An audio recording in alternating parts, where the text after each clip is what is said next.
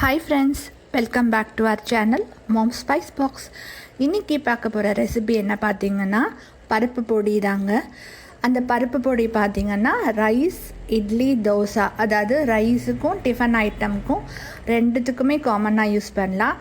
அதுவும் ஜஸ்ட் 5 minutesல பண்ணிடலாம். ரெசிபியை பார்க்க போகிறதுக்கு முன்னாடி டிப்ஸ் சொல்லியிருக்கேங்க. அது வீடியோ லாஸ்ட்டில் சொல்லியிருக்கேன். ஸ்கிப் பண்ணாமல் வீடியோ கொஞ்சம் பாருங்கள்.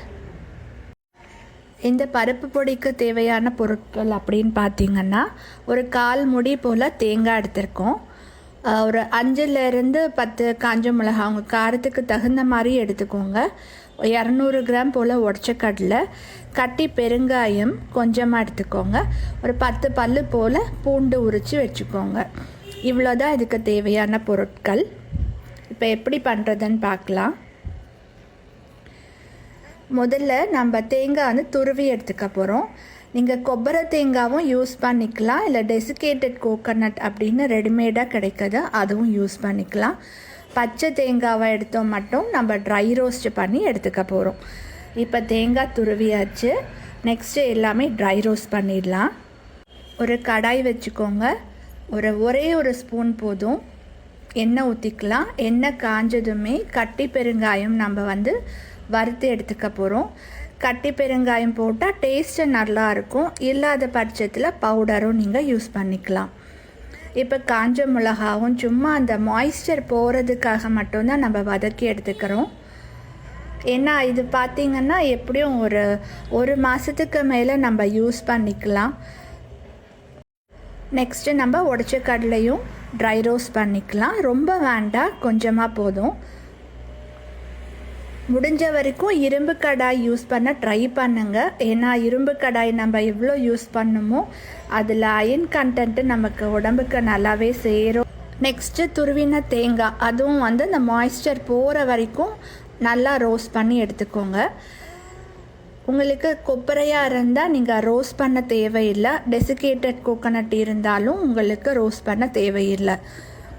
இப்போ இந்த மாய்ஸ்சர் எல்லாம் போகிற வரைக்கும் இந்த அளவு வரைக்கும் நம்ம ரோஸ்ட் பண்ணி அதுவும் தனியாக எடுத்து வச்சுக்கலாம்.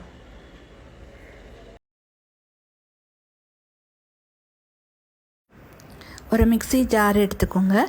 இப்போ நம்ம வறுத்து வச்ச பெருங்காயம், நெக்ஸ்ட்டு காஞ்ச மிளகாய், நம்ம ரெடி பண்ண கொப்பரை தேங்காய், கொஞ்சமாக கல்லுப்பு, நம்ம டேஸ்ட்டுக்கு அட்ஜஸ்ட் பண்ணுறதுக்கு ஃபைனலாக கொஞ்சம் டேபிள் சால்ட்டை அட்ஜஸ்ட் பண்ணிக்கலாம். இப்போ பார்த்திங்கன்னா இந்த அளவுக்கு அரைப்பட்டால் போதும். நெக்ஸ்ட்டு நம்ம உடச்ச கடலையும் சேர்த்துக்கலாம்.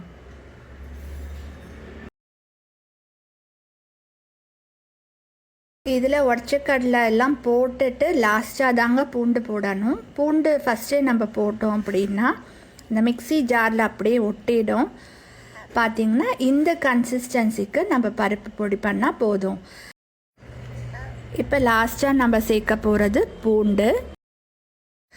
இந்த ரெசிபி பார்த்திங்கன்னா நல்லா சூடான சாதத்தில் ஒரு ஸ்பூன் போல் இது போட்டுட்டு கூட நல்லெண்ணெய் இல்லைன்னா நெய் ஏதாவது ஒன்று ஆட் பண்ணிவிட்டு நீங்கள் பிசைஞ்சு சாப்பிட்டீங்கன்னா அவ்வளோ சூப்பராக இருக்கும். அதுவும் இல்லாமல் நீங்கள் இட்லிக்கு, தோசைக்கு, இட்லி மிளகாப்பொடி எதுக்கெல்லாம் நம்ம யூஸ் பண்ணுவோமோ அதுக்கு பதிலாக இந்த பருப்பு பொடியை கூட நம்ம யூஸ் பண்ணிக்கலாம். அவ்வளோ ஈஸியான ரெசிபிங்க. ஜஸ்ட்டு 5 minutes போதும்.